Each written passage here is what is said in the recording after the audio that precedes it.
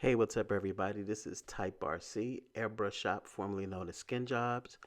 Today, I'm going to be taking you through some of the steps that I do to get to this point of completing this particular job here. I have painted this particular signature piece for years now, and it's a great seller on the 5T, 5B, X Max bodies. What I'm going to do today is just walk you through some of the steps that I go through as far as prep work and painting. So on the hood, I've used painter's tape, which is the blue, some frisk, which is the white, and some yellow tape, which is Tamiya's tape, to mask off my areas. I left open uh, the centerpiece, which I'm going to spray in black. I'm using either the Wicked by Createx or the Createx black, the Auto Air black. I reduce that depending on how I'm spraying.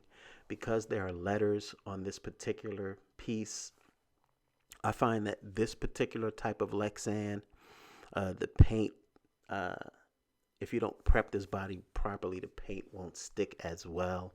So you really need to prep this body and scuff it just a little bit to try to get the paint to stick better. But you can see there's my lettering, and what I'm using is a clear frisket that I put into. I have a Cricut that I do my lettering with, or I'll use my Muse hobby laser uh, to actually cut out my lettering. So my first thing is I spray my black, and I usually do 3 to 4 coats. The first two very lightly, and I use a heat gun to dry them. Uh, and you want to dry around your tape areas quickly so that there is no chance of it seeping or going under. But that's also why you paint lightly, so that you don't oversaturate your taped areas. You don't want paint oozing up under your tape.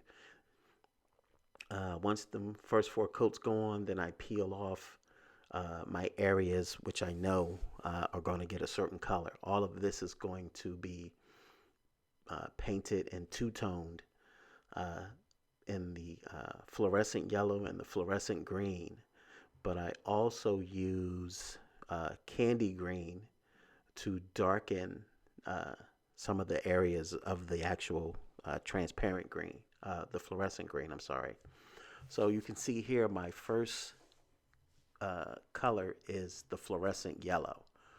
I usually will lay this down maybe 3 or 4 coats to get it dark enough, but you want to be consistent with how you lay it so that the rest of the body will represent the same color tones. You can see here that now I'm applying the fluorescent green and also the candy green. And I'm spraying the candy green uh, over top of certain areas of the fluorescent green just to darken it a little bit towards the edges. I want that green to pop, but I also want it to separate and have just a little bit more depth and warmth. So I use the candy green to achieve that. And it doesn't show up well in the pictures, but on the actual body itself, you can see the transition from the darker green to the fluorescent green to the yellow. So now the areas that I'm going to paint white, which is around the Monster Energy, the actual energy words, and the outline of the M for Monster Energy, I peeled off because I'm spraying everything in white now, which is this here. So my white is reduced 1 to 1. It's also wicked white.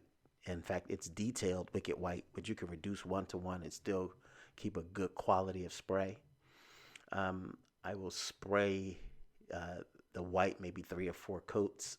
Again, staying consistent with the amount of coats that you spray is important so that you get the same effect throughout all of the pieces.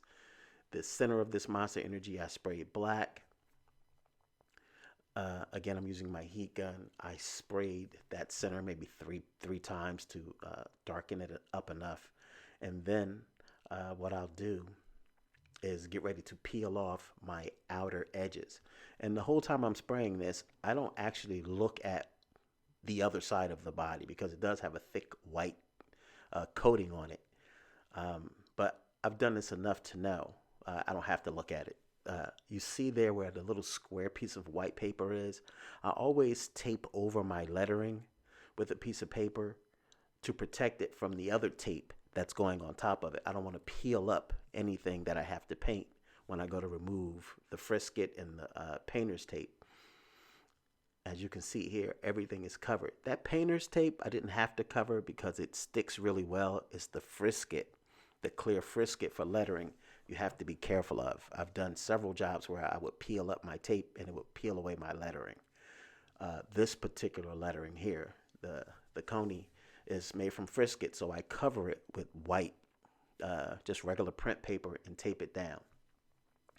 So here I'm doing the outer edges in the fluorescent yellow, and then I'll spray the fluorescent green up top to get that transition. Again, about 3 coats each, and I just bleed them in together, eyeballing this and lining them up so that we have an even coat going from one side to the other of the body. It doesn't have to be perfect, but like I said, eyeball it or use the actual indents and the 2 side fenders so you can get that nice even line. So now that this is done, I'm going to spray this body white. But before I do that, I know that my headlights have some white turn signals on the sides, so I'll cut those out. And again, that line that's there for that is freehand, just a nice straight line down on both sides. And I want that little turn signal on the end to be white. And now I've sprayed the white, and I sprayed over my lettering. And like I said, the first few coats, especially when you have lettering, spray them lightly, dry them quickly. This prevents the paint from going underneath your lettering and your stencils. You don't want any bleeding. So now I'm peeling off the mask for the headlights, and I'm going to use a circle stencil that I have, and you can buy these anywhere. In fact, I'm going to actually start producing some and selling them so that you guys can have them for yourselves from my stencil line. Use this. What I do is I'll dust in a little bit of black towards the edges of these circles just so I can get an outline for the headlight itself and leave the center clear. And then I'll fog in around the edges because you're working with a fluorescent yellow. It's really bright. So if you spray the white without fogging in around the edges, it kind of gets lost. But this way, it gives the headlight some depth. It gives it a shadow effect. And it helps it stand out when you actually go to spray the white. So now I've sprayed it white. I've filled in the headlights. Now what I'm doing is I'm not using black to back this body. I always will mix black and white together, and I have a big bottle of black and white, which is my gray. When I'm spraying light colors, I don't always like to back in white. I'll back in gray, and it has a very good effect if you mix them well. It doesn't hurt the brightness of the colors, and it doesn't cause any bleeds like black is too strong. So I'll coat this with a couple coats of the gray. It doesn't have to be perfect, but I need to make sure that it's covering up the areas where my new lettering is going to be done. This lettering is going to be done in black. You can see the monster energy and the coney symbols I did in black. And the gray and white mix, the black and white, when you mix it together for the gray, gives you a nice protection to stop that black from bleeding through, up through your bright colors. Now, once I'm done with the black, after I did a couple coats, then yes, I sprayed gray as my backing color, and I sprayed it several times to make sure it was good and even, so you don't have any spots and patches on the flip side. Then I used a clear coat, and you can see it's nice and shiny. I sprayed it. You can lay it on thick if you want. It doesn't matter. And the end result is my signature hood. Like I said, I haven't even peeled the plastic off yet. I already know what this looks like. I've done it enough. Most times, because these bodies are clear, I map them out, and it's very rare that I flip them over at all to see what's going on, because trying to see through that plastic is a pain. But, you know, I've been painting for over 12 years. I know how colors mix. I know what they look like. And the end result is always this. I always get that nice color. There are no bleeds. Uh, the fades are nice. The lettering is nice and crisp. It's clean. It pops. It's just something about these color combinations and these transitions that guys, for some reason, they just love it. And when I do it on an X Max or 5B or this 5T, it doesn't matter. Uh, you know, I always include a care sheet, one of my business cards, and it's due to the rigidness of these 5T bodies that you really should protect them once you receive them. This is an investment in a body. You spend this money, you get it, and immediately, as a guy, the first thing I want to do is, oh man, I'm gonna strap this onto my roll cage, and I'm gonna take a couple pictures, and I'm gonna get the bashing. As soon as you try to strap this on to your roll cage without any protection, just putting it and maneuvering it and putting it on the screws and trying to put the grommets through, you're going to chip it up. So protect your body first before you start putting it on the roll cage, and it'll last longer. So here's the finished product.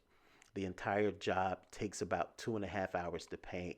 If you have any questions, just hit me up, and thanks for watching.